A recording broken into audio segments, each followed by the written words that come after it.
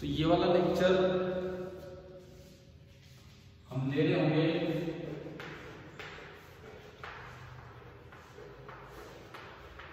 Work and energy.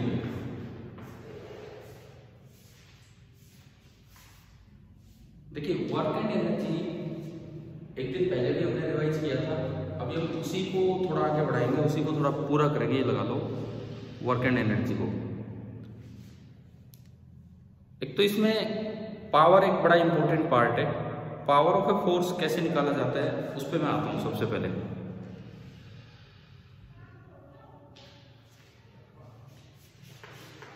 Power of a force, जिसको हम symbol देते हैं P से। Power of a force symbol दे रहे हैं हम P से। मैं एक बार माइक हटा के एक बात पूछ रहा हूं आपसे, क्या मेरी आवाज ऑडिबल है ठीक ठाक? Yes sir.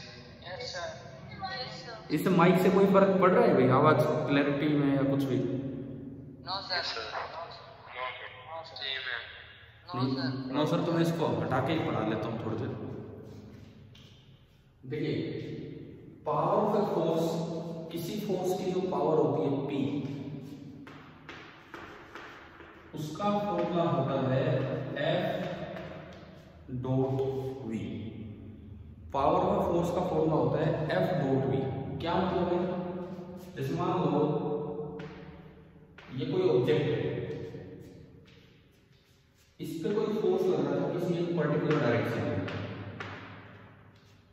और जिस वक्त ये फोर्स इधर लग रहा था इसकी वेलोसिटी थी इधर आगे की तरफ, और सपोज इनके बीच का एंगल था 60 डिग्री। तो डॉट प्रोडक्ट का क्या मतलब होता है? डॉट प्रोडक्ट क्या मतलब होता है? डॉट प्रोडक्ट का हाँ, जो पावर होगी that will be F into V into cos of theta. cos 60 degree, cos 60 degree आपका होता है कितना? 1/2। तो ये जो पावर आई ये आपको निकल के आ गई है FV/2। जैसे मान लो एक सवाल आ जाए, एक पार्टिकल को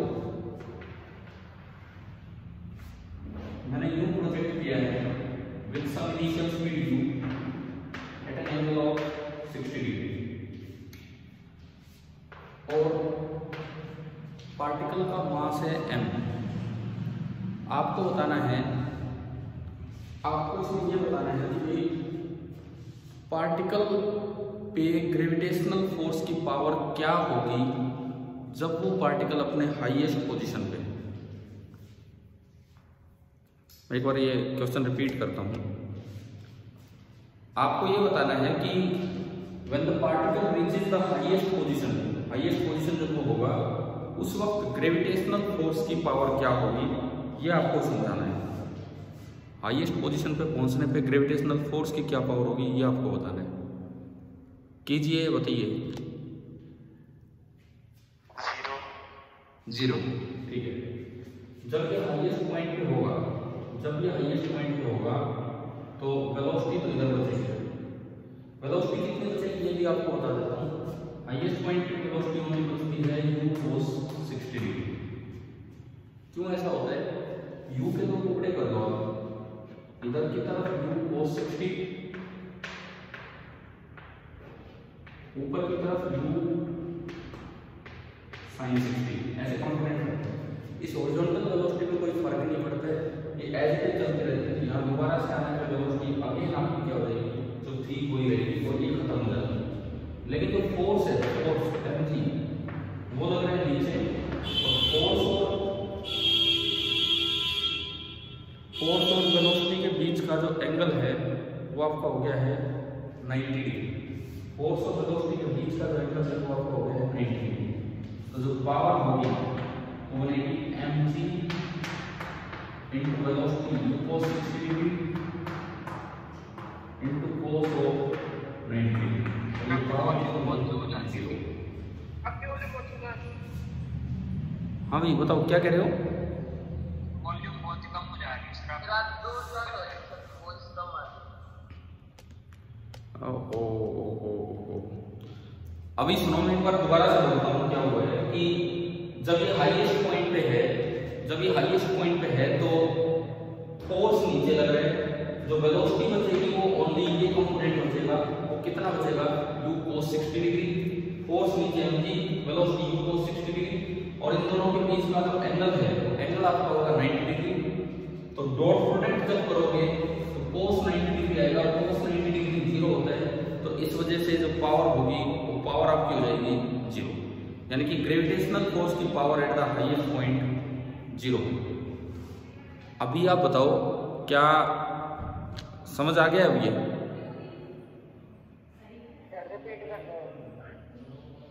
फिर दोबारा रिपीट करो, ठीक है?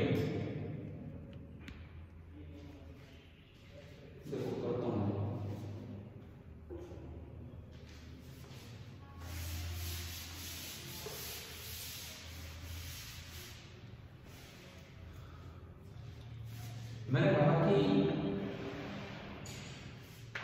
एक ये पार्टिकल है, मैंने इसको यहां से प्रोजेक्ट किया with speed u at an angle of 60 degree, यहां से प्रोजेक्ट किया with speed u at an angle of 60 degree. तो जब ये पार्टिकल अपने हाईएस्ट पॉइंट पे पहुंचेगा उस वक्त ग्रेविटेशनल फोर्स की क्या पावर होगी ये आपको बताना, ये था हमारा सवाल।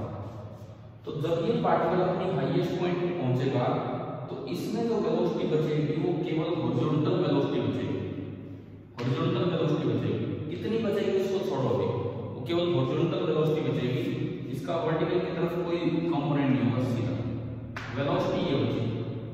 फोर्स mg लगते हैं वर्टिकली डाउनवर्ड,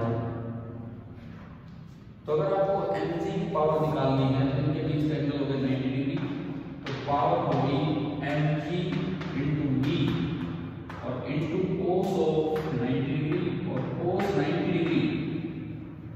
90 डिग्री कितना होता है आपका 0। तो अभी आप बताएं क्या आपको ये पावर क्लियरली समझ आ गई क्या है क्या नहीं? ठीक है, मतलब किसी भी फोर्स की पावर निकलती है, इंस्टेंटेनियस पावर निकालने का ये तरीका होता है कि उस वक्त फोर्स किधर लग रहा है, वेलोसिटी किधर है, उनके बीच का एंगल देखो और f into V into cos theta कर दो, ये आपकी होती है इंस्टेंटेनियस पावर। अच्छा, अगर कभी एवरेज पावर निकालनी हो, एवरेज पावर, तो आपका तरीका होता है total work done upon total time taken. अगर आपको एवरेज पावर निकालनी हो तो आपको वर्क डन होता है, एवरेज पावर होती है total work done upon total time taken. ठीक है, वर्क डन निकालना सीख रखा हमने, वर्क कैसे निकालते हैं? जैसे मान लो ये जब ये नीचे उतरेगा, आपसे पूछा जाए कि बताओ पूरे रास्ते में एवरेज पावर कितनी है ग्रेविटेशनल फोर्स की, एवरेज पावर कितनी है ग्रेविटेशनल फोर्स की पूरे रास्ते में?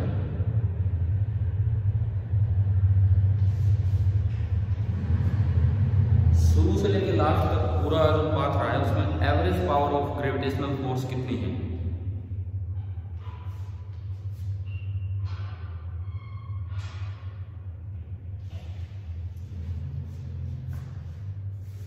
सवाल समझ आ गया है ना क्या पूछ रहा हूं?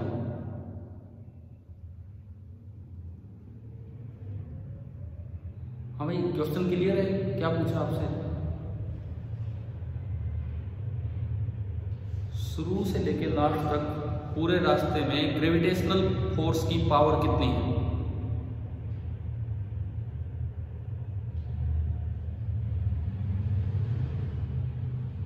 देंगे भाई, जवाब देंगे कोई?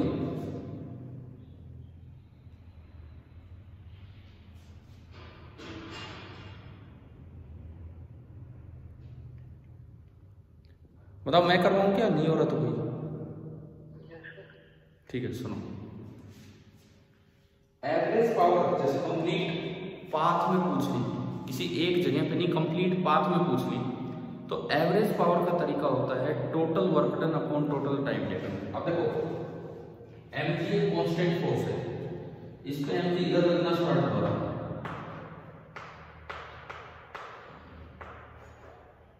इस पे mg इधर लगना स्टार्ट हुआ था, और जो डिस्प्लेसमेंट है डिस्प्लेसमेंट वो ये इसका डिस्प्लेसमेंट है एस। इनिशियल से फाइनल आपने सीधा जोड़ा। एमजी और एस के बीच का एंगल कितना बना? 90 डिग्री। तो जो work done by constant force होता है F dot S, work done by constant force आपका हुआ करता है एफ डॉट एस। तो अगर आप ये निकालोगे तो बनेगा mg into S into cos 90 degree और वर्क डन आ गया 0। अब चाहे कितना ही टाइम लगा हो,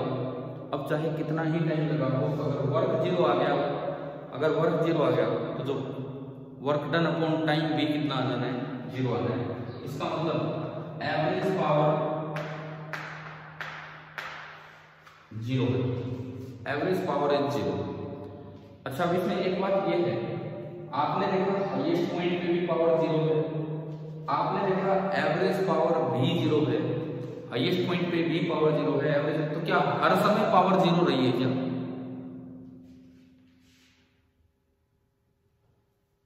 क्या हर समय पावर यहां से यहां पावर पॉजिटिव रही है कि नेगेटिव? एमजे की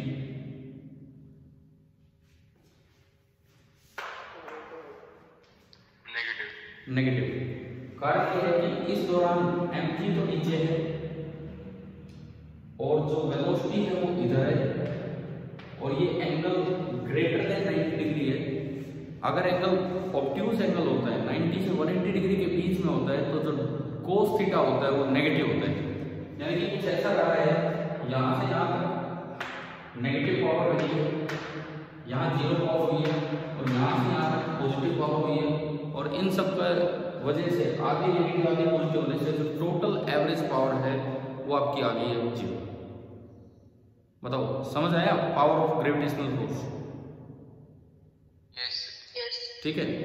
अब एक चीज और दिमाग में रखो, कई बार जैसे बच्चे गलती से नहीं मान जाते कि power is directly proportional to v, क्योंकि पावर बराबर f इंटू वी आ रहा है। तो power directly proportional to v आप केवल तभी बोल सकते हैं जब f कांस्टेंट हो या f v से इंडिपेंडेंट हो। कई बार क्या होता है कि फोर्स डिपेंडेंट ऑन v आ जाता है। इसको तो रखो यार, तो माइक तो किसी काम ही नहीं आया।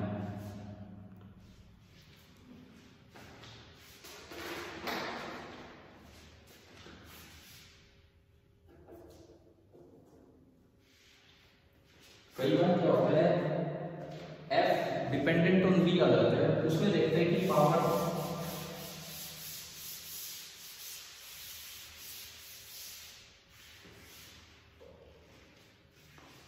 देखिए F डिपेंडेंट ऑन V मतलब जैसे आपको ये दे दिया कि F is directly proportional to V। कोई भी ऐसा फोर्स लग रहा है जो डायरेक्टली प्रोपोर्शनल है V के, तो और मान लो अगर ये वेलोसिटी की डायरेक्शन नहीं है, तो अगर पावर कितनी है F into V into cos 0, और कोस 0 तो आपका 1 होता है। F into V into cos 0 आपका 1 होता है सीधा। तो ये आपका आया F की जगह हम लिखोगे कांस्टेंट इंटू V और इंटू V, यानी कि बराबर K इंटू V स्क्वायर आ गया। तो पावर डायरेक्टली प्रोपोर्शनल हो जाएगी इसके V स्क्वायर के। पूरे चांसेस होते हैं इस तरह की कोई बात पूछ ली जाए जिसमें बच्चा कई बार डायरेक्टली प्रोपोर्शनल टू V लिख आता है। समझ आया ये वाला पॉइंट? यस। ठीक है। ऐसा भी डायरेक्ट ना लेके और कुछ केसेस देते हैं काइनेमेटिक्स से कि यहाँ तक आपको पहुँचना होगा, वो कुछ ऐसी इंफॉर्मेशन देते हैं जिससे मतलब आपको निकालना होगा कि कैसे क्या चलेगा। जैसे मान लो फॉर एग्जाम्पल आपको दे दिया कि V is directly proportional to T, V is directly proportional to T।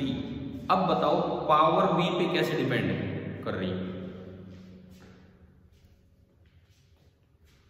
V is directly proportional to T, तो अब आप बताएं कि पावर V पे कैसे डिपेंड कर रही है?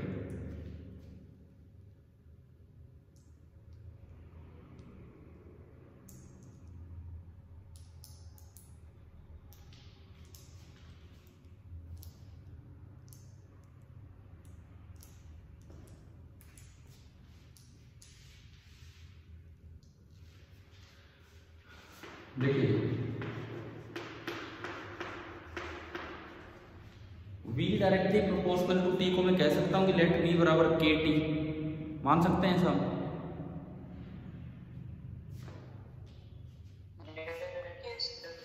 तो एक्सेलरेशन का फॉर्मूला होता है dv/dt। अगर आप इसका डिफरेंशिएशन करोगे तो k तो कांस्टेंट है, बाहर आ गया, और dt/dt आपका हो गया 1। ये तो कांस्टेंट बाहर आ गया और dt/dt आपका हो गया 1। एक्सेलरेशन कांस्टेंट है, एक्सेलरेशन कांस्टेंट है तो फोर्स बराबर mass into acceleration. Acceleration constant है, मास तो वैसे ही कांस्टेंट होता है, तो इसका मतलब जो फोर्स है वो ही आ गया, कांस्टेंट आ गया। और अगर फोर्स कांस्टेंट आ गया तो जो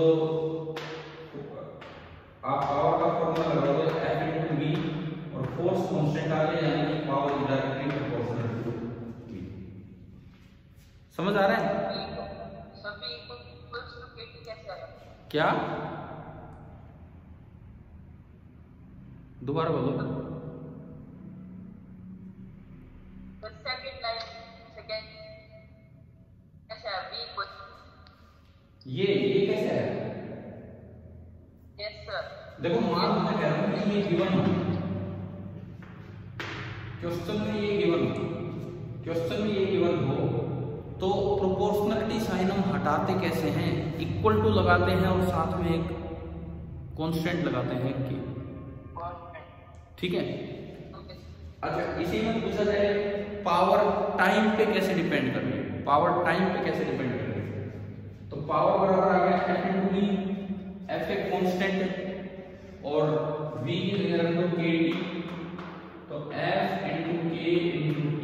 F भी कांस्टेंट है, K भी कांस्टेंट है, तो यहां से पता लग रहा है कि power is directly proportional to T। समझ आया कि नहीं बताओ? यस ठीक है, ठीक है, ठीक है।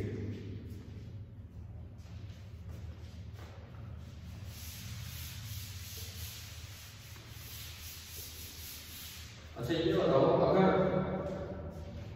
यूं दिया हो कि velocity is directly proportional to position, v directly proportional to x, अब आप पावर तक कैसे पहुंचेंगे ये बताइए। v is directly proportional to x, तो अब आप पावर तक कैसे पहुंचेंगे ये चीज आप बताएं।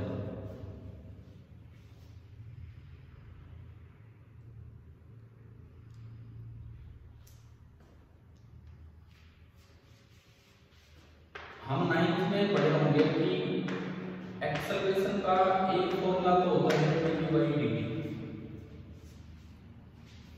इसको मैंने ऊपर नीचे dx से मल्टीप्लाई कर दिया,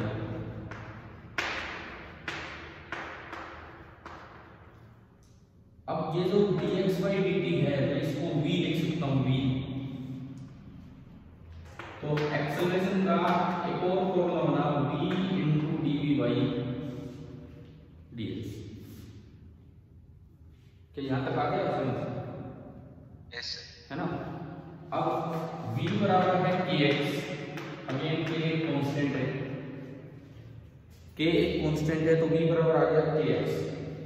यहां से अगर आप dv/dx निकालोगे, dv/dx तो सिंपली आपका क्या होगा, k होगा। मैंने इसमें पुट किया तो a निकल के आया, v की जगह तो kx और dv/dx की जगह k, तो एक्सेलरेशन निकल के आ गया k² into x। एक्सेलरेशन निकल के आया k² into x, और फोर्स मास इनटू एक्सेलरेशन, तो फोर्स हो गया mk² into x। अब power F into V, angle 0 degree मान लिया करो ऐसे सवालों में, F into V, तो F तो आया mk² x और V आपका है kx, mk³ x², यानी कि power is directly proportional to x raise to power.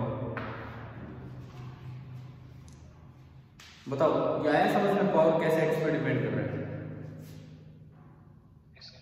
मतलब Yes, sir. ऐसा कोई भी सवाल चांसेस होते हैं पावर पे आए, वो x या t की पावर पूछ रहा हो कि जो पावर है वो x या t रेज टू कितनी पावर पे डिपेंड कर रहा है, इधर वाला पावर p उधर x या t रेज टू कितनी पावर पे डिपेंड कर रहा है। कर पाओगे ना, काइनेमेटिक्स की इन चीजों का यूज होगा फिर ऐसे सवालों में, अगर ऐसा कोई आता है तो। ठीक है,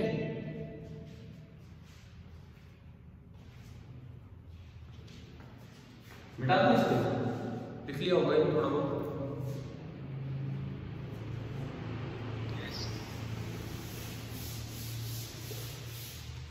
हमने जो एक दिन जो एक्स्ट्रा क्लास ली थी, एक दिन एक्स्ट्रा हुई थी मंडे को, शायद मंडे ट्यूसडे जब भी हुई थी वो स्कूल में, वर्क एंड एनर्जी पढ़ा था, तो उसमें वर्क निकालना सीखा था और शायद एनर्जी पे भी गए थे कि नहीं? Yes, sir. हो गया था, काइनेटिक एनर्जी हो गया था, पोटेंशियल एनर्जी का जिक्र हो चुका है, potential energy. Yes, sir. Yes. ठीक है, तो किसी कंजर्वेटिव फोर्स का वर्क निकालना हो, क्या मैंने ये बता दिया उस दिन कि वो पोटेंशियल एनर्जी की टर्म्स में आसानी से निकलता है? Yes, sir. Work done by any conservative force is negative of change in its potential energy. क्या ये पॉइंट डिस्कस हो गया था? Yes, sir. Yes, ठीक sir. है, ठीक है, ठीक है। और इन फोर्सेस को ये बताओ, किन फोर्सेस को कंजर्वेटिव फोर्स कहते हैं? जिनका वर्क डन पाथ पर डिपेंड ना करे, उनको कंजर्वेटिव क्यों कहते हैं? क्या लॉजिक है इसके पीछे कि उनको कंजर्वेटिव कहा जाता है?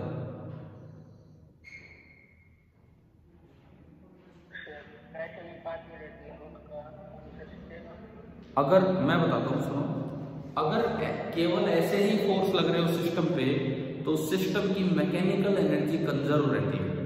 अगर केवल कंजर्वेटिव फोर्स लग रहे हो किसी सिस्टम पे तो सिस्टम की मैकेनिकल एनर्जी कंजर्व रहती है, इसीलिए इन फोर्सेस का नाम क्या बना? Conservative force. क्लियर? ठीक है, जैसे देखिए मान लो एक सवाल इस टाइप का लें,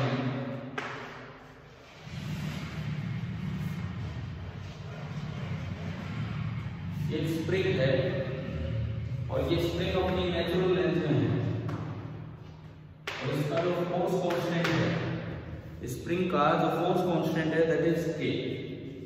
स्प्रिंग का जो फोर्स कांस्टेंट है दैट इज के।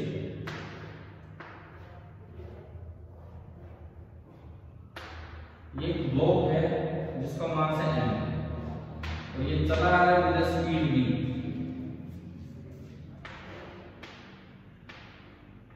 और ये स्मूथ है और ये जो सरफेस है नीचे वाली ये स्मूथ है। तो आपको बताना है कि फाइंड द मैक्सिमम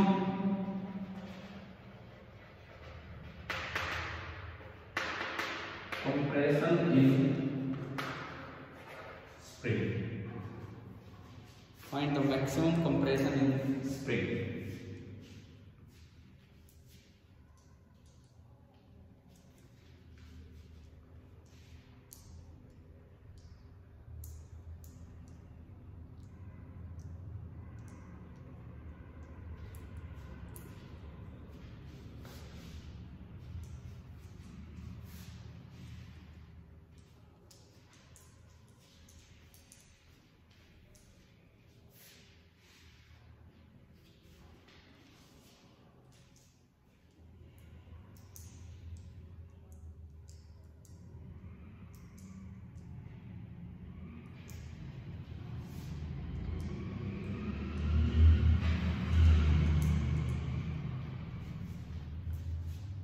देखो जब ब्लॉक कोई फ्रिक्शन है नहीं तो यहाँ तो स्पीड कम होगी नहीं, नीचे तो कोई फ्रिक्शन है नहीं तो यहाँ तो कोई स्पीड ब्लॉक की कम होगी नहीं, लेकिन ब्लॉक जब स्प्रिंग के टच होगा तो स्प्रिंग उस पर धक्का मारेगी बाहर की तरफ।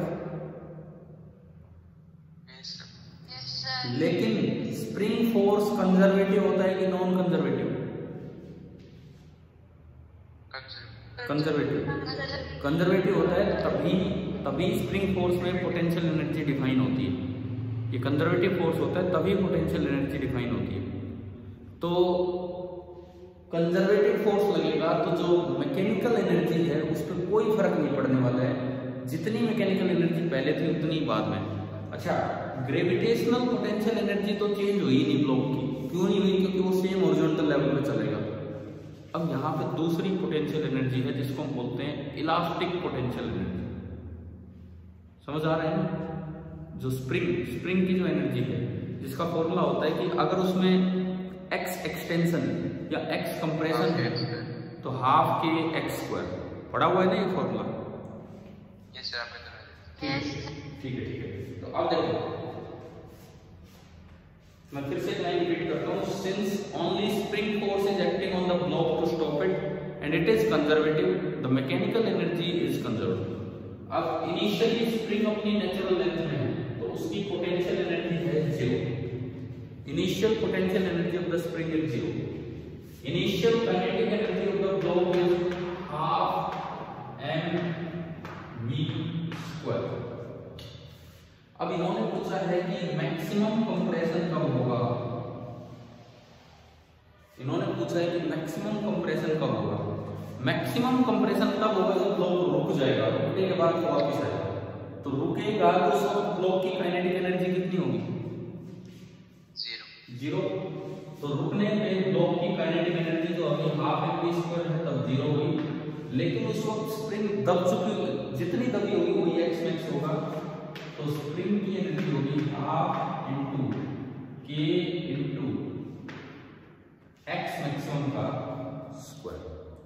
हाफ इंटू के इंटू एक्स मैक्सिमम का स्क्वायर। ये हाफ से हाफ गया और यहां से आप अगर एक्स मैक्सिमम निकालते हो तो जब स्क्वायर रूट लोगे तो भी बाहर आ जाएगा और अंदर बचेगा under root of m by k। बताओ समझ आया कि नहीं आया? ठीक है। अब मैं थोड़ी देर, लगभग 15 मिनट, अब हम थोड़ा कोलिजन का जिक्र करते हैं। कोलिजन मतलब टक्कर पड़ी है ना इसमें, कोलिजन है ना? थोड़ा सा रिवीजन अब कोलिजन का लेते हैं इस चैप्टर में। मैं आपको एक बार जो मेन सी चीजें हैं वो रिवाइज करवा रहा हूँ। कुछ उस दिन रिवाइज किए थे, कुछ आज कर रहे हैं इस तरह से। अब मैं कोलिजन में थोड़ी देर आपकी बात नहीं सुनूंगा, मैं एक बार माइक लगा के बोल के देख रहा हूँ और आप मुझे लास्ट में या 5 मिनट बाद ये जरूर बताना कि क्या माइक से मेरी आवाज आपको सुनने में कोई फर्क पड़ता भी है कि नहीं। क्योंकि ये आपकी आवाज तेज हो जाती है माइक से।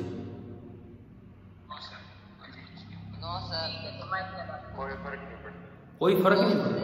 नहीं, जैसे ये क्या है, ये हॉल है, ये रूम बड़ा है, वो एक यहाँ पे आवाज गूंजती है मेरी, थोड़ी इको प्रोड्यूस होती है तो माइक। मीटिंग रूम में ले लिया करो। क्या? मीटिंग रूम में ले।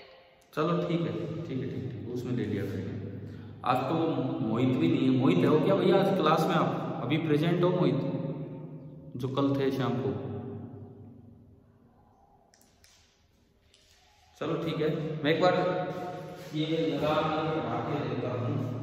जस्ट कोलिजन हम स्टार्ट कर रहे हैं कि क्या है क्या नहीं। 2 मिनट। कितनी तरह के कोलिजन होते हैं आप बताओ?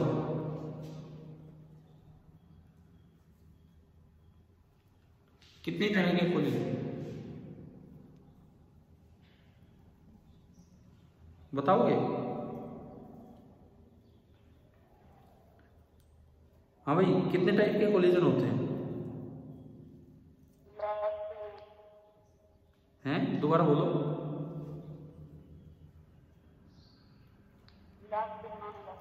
इलास्टिक और इनइलास्टिक और परफेक्टली इनइलास्टिक। हाँ, ये 2-3 तरह के टाइप है, इलास्टिक, इनइलास्टिक और परफेक्टली इनइलास्टिक। चलिए मैं बोर्ड पे बताता हूँ आपको।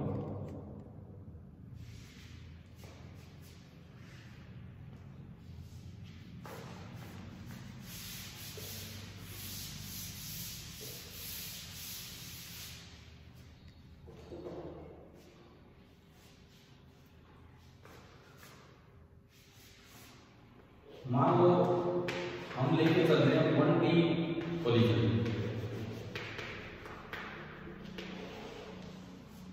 1D कोलिजन का मतलब है आमने सामने की सी टक्कर है कि इसकी वेलोसिटी और इसकी वेलोसिटी एक ही लाइन के अलोंग है, चाहे दोनों सेम डायरेक्शन में चाहे दोनों अपोजिट डायरेक्शन में, लेकिन एक ही लाइन के अलोंग है। सपोज ये जा रहा था u1 वेलोसिटी से और ये जा रहा था u2 वेलोसिटी से। इसका मास था m1 और इसका मास था m2। चाहे u2 आगे मानो चाहे u2 पीछे मानो, इस तरह का जो कोलिजन होता है उसे बोलते हैं वन डायमेंशनल कोलिजन या हेड ऑन कोलिजन भी बोलते हैं। वन डायमेंशनल कोलिजन या फिर head on collision, one dimensional collision या फिर हेड ऑन कोलिजन ये होता है। अब अगर मैं टक्कर के बाद क्या होने वाला है उस बात पे जाऊं, तो टक्कर के बाद यहाँ पे दो आपकी वेलोसिटी होंगी तो आपको निकालनी होगी आफ्टर द कोलिजन। सपोज ये पहली बॉल m1 आगे चलने लगी v1 से और m2 आगे चलने लगी v2 से, तो मुझे तो v1 निकालना है और एक मुझे v2 निकालना है। मुझे एक तो v1 निकालना होगा और एक v2 निकालना होगा, ये दो चीजें मुझे निकालनी है। तो दो इक्वेशन है तो दो वेरिएबल मुझे बनाने, दो वेरिएबल है तो दो इक्वेशन बनानी पड़ेगी।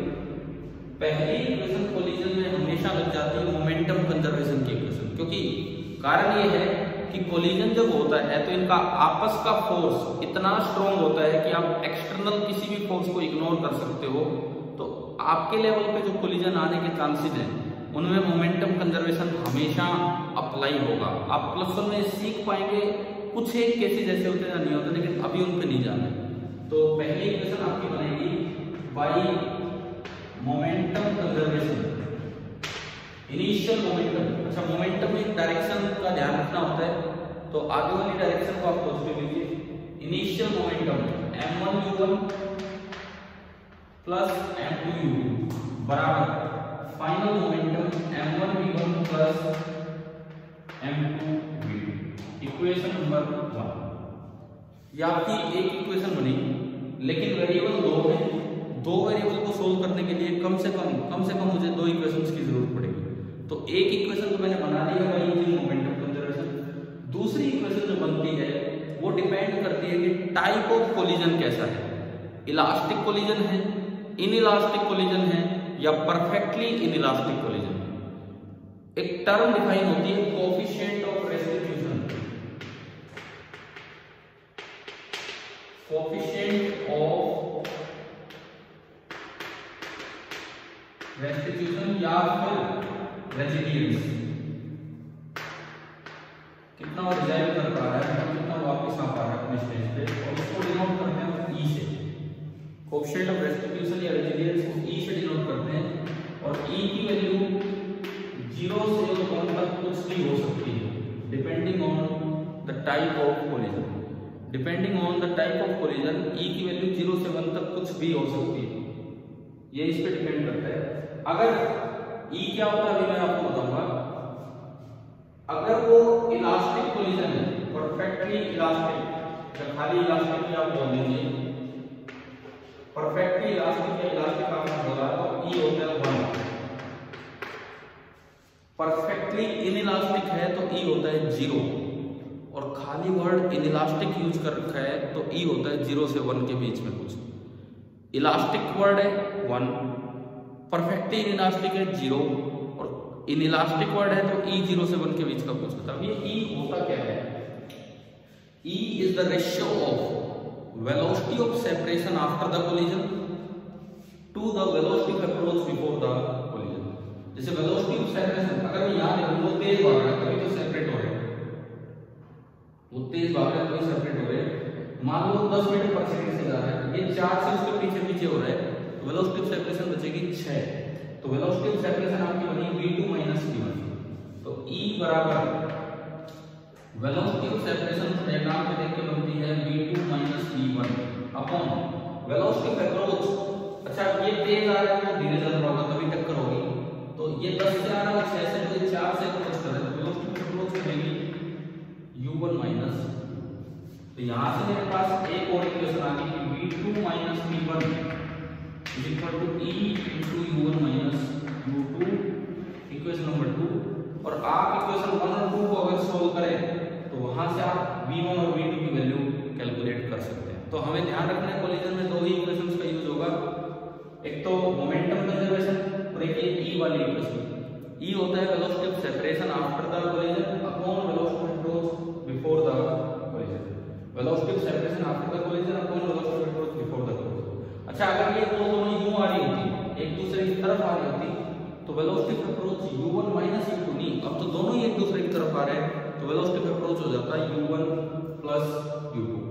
डायरेक्ट सवाल तो इन पे भी आए हैं, जैसे अपने इंटरनल एग्जाम की भी मैं बात करूं, जब मैं 9th को पढ़ाता था 2 साल पहले, तो 9th वाला बैच था मेरे पास जो आपसे सीनियर बैच हो, तो उनका एक वर्क एनर्जी का कोई टेस्ट हुआ था, बने या नहीं थे पेपर, कहीं से भी बन के आ रहे थे। तो उसमें एक सवाल सीधा पूछ रखा था कि कोफिशिएंट ऑफ रेस्टिट्यूशन की वैल्यू क्या होगी, कोफिशिएंट ऑफ रेस्टिट्यूशन की वैल्यू क्या होगी वो आपको सीधा बताना था। वो डिपेंड करते हैं टाइप ऑफ कोलिजन पे, 0 होगी 1 होगी ये सब। अब मैं ये माइक हटा के आपकी बात सुनता हूँ। हाँ जी भाई बताओ, कोलिजन समझ आया? कोलिजन समझ आ गया है क्या? यस ठीक है। ये क्या अभी एक बच्चे ने मैसेज किया था कि सर मीटिंग दोबारा ज्वाइन करना है, किसी ने भेजा है ना अभी थोड़ी देर पहले मैसेज? नहीं ये अब वो नहीं है, वो 40-40 वाली मीटिंग नहीं है, ये तो स्कूल की तरफ से जूम लिंक आया है। तो आपका जो टाइम टेबल है, स्कूल टाइम टेबल, उसके अकॉर्डिंग आपको ज्वाइन किए हुए रहना है। मेरे बाद किसका लेक्चर होता है अगला लेक्चर? डीएसपी। हाँ तो उनका लेक्चर है तो वो आ जाएंगे, आपको तो ज्वाइन किए हुए ही रखना है, ठीक है? आपको नहीं जाना है, आप तो यही रहना है इस मीटिंग में। क्या कह रहे हो?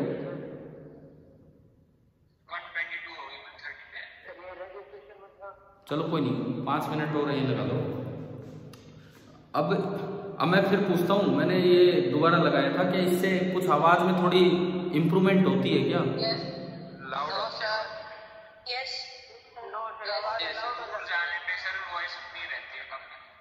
क्या लाउड हो जाती है? नहीं, आप जब सर दूर जाते हो सर वॉइस ना उतनी रहती है। अच्छा माइक लगाने से फायदा होता है कि दूर जाने पे भी वॉइस उतनी ही रहती है जितनी पास आने पे। बाकी जो रूम की डिस्टरबेंस है उससे बचाव नहीं करता है, इको से और इनसे। चलो कोई नहीं, अभी आप ये बताओ कि आपको पावर रिपीट ई क्या है ये समझाऊं क्या? ई क्या होता है? ठीक है, देखो 2-3 छोटे-छोटे एग्जांपल लेकर मैं बताता हूं।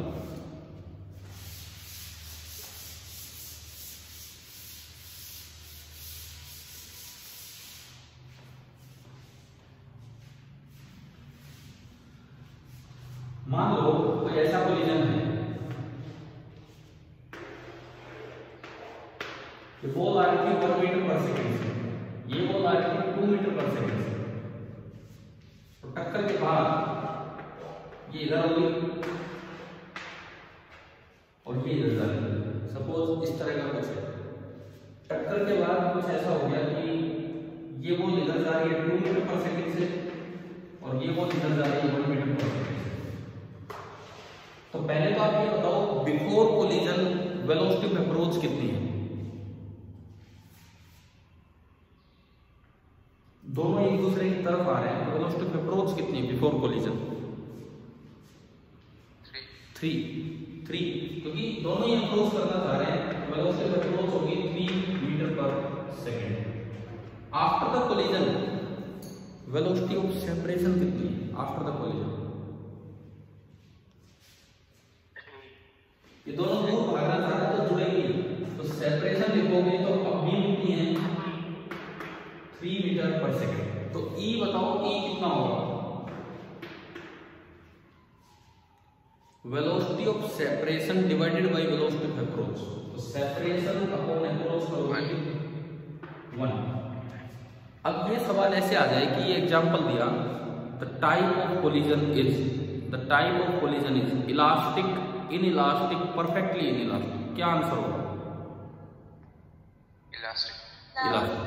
ठीक है। अब मैंने जो अभी आपको थ्योरेटिकली बताया था उसमें मैंने दोनों की डायरेक्शन सेम ले ली थी। अब अगर दोनों की डायरेक्शन सेम, अगला जा रहा है 1 मीटर पर सेकंड से, पिछला आ रहा है 2 मीटर पर सेकंड से, अगला 1 मीटर पर सेकंड से जा रहा है, पीछे वाला 2 मीटर पर सेकंड से आ रहा है, तो वेलोसिटी ऑफ अप्रोच कितनी है? 1। अब देखो अगर पिछला भी एक से चलता तब तो अप्रोच ही नहीं करते, सेम ही दूरी बनी रहती। पिछला एक और एक्स्ट्रा से आ रहा है तो वेलोसिटी ऑफ अप्रोच होगी 2 - 1। अगर दोनों सेम डायरेक्शन में आ रहे हैं 2 और 1 से तो 3 होगी। दोनों अपोजिट डायरेक्शन में चल रहे हैं तो 3 होगी, दोनों सेम डायरेक्शन चल रहे हैं तो 2 - 1। तो ऐसे आपको निकालना है वेलोसिटी ऑफ अप्रोच और वेलोसिटी ऑफ सेपरेशन। बताइए ये समझ आया कि नहीं? ठीक है। ये हम जो यहाँ ले रहे हैं these are head on collisions. ये जो आपके हैं ये आपके होते हैं हेड ऑन कोलिजन, जिनमें जो वेलोसिटी की लाइन उसी लाइन में वो चलता रहता है। एक होते हैं ऑब्लिक कोलिजन। आप कैरम बोर्ड कभी खेले हों तो उसमें स्ट्राइकर से आप स्ट्राइक करते हैं, वो जो क्वीन किंग जो भी बैठे रहते हैं उनमें गोटियां जो रहती हैं, तो कई बार हम साइड में नहीं टकराते हैं, साइड में से टक्कर मार के और आप उस होल में पहुंचा देते हो। ये जो कोलिजन है ये कैसा कोलिजन है? Oblique collision. Oblique collision, 2D collision या ऑब्लिक कोलिजन। ठीक है। अभी 9th-10th क्लास में 1D कोलिजन सफिशिएंट है हमारे लिए। 1D कोलिजन तक हम कर दें, टाइप ऑफ कोलिजन कर दें, बहुत रहता है। तो आप बताओ थोड़ा वर्क पावर एनर्जी का रिवीजन हुआ कि नहीं? Yes sir. ठीक है, समझ आ गया नहीं वाला पार्ट? अब आज उस सेक्शन की तो क्लास रह गई, उस समय तो मुझे पता ही नहीं था ये वाला शेड्यूल चल रहा है। मंडे से, आज कौन सा डे है? आज सैटरडे है। हाँ, तो मंडे से हमारा जो वो शाम वाली क्लास नहीं होगी, जो टाइम टेबल है उसके अकॉर्डिंग क्लास होगी। लेकिन आज अभी उपेंद्र आप कह रहे हो कि माइक यूज कर लीजिए। चलो अब तो फिनिशिंग की तरफ है, आगे से माइक वाइक यूज कर लेंगे या रूम चेंज कर लेंगे। उस रूम में मीटिंग रूम जो बना रखा उसमें क्लास ले लेंगे, बात एक ही है। तो उस रूम में तो आपको माइक की जरूरत ही नहीं पड़ेगी यार, छोटा सा रूम है, उसमें आवाज गूंजती नहीं।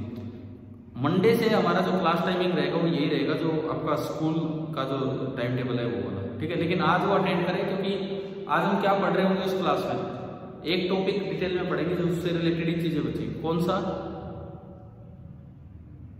सा टॉपिक पढ़ेंगे बताओ?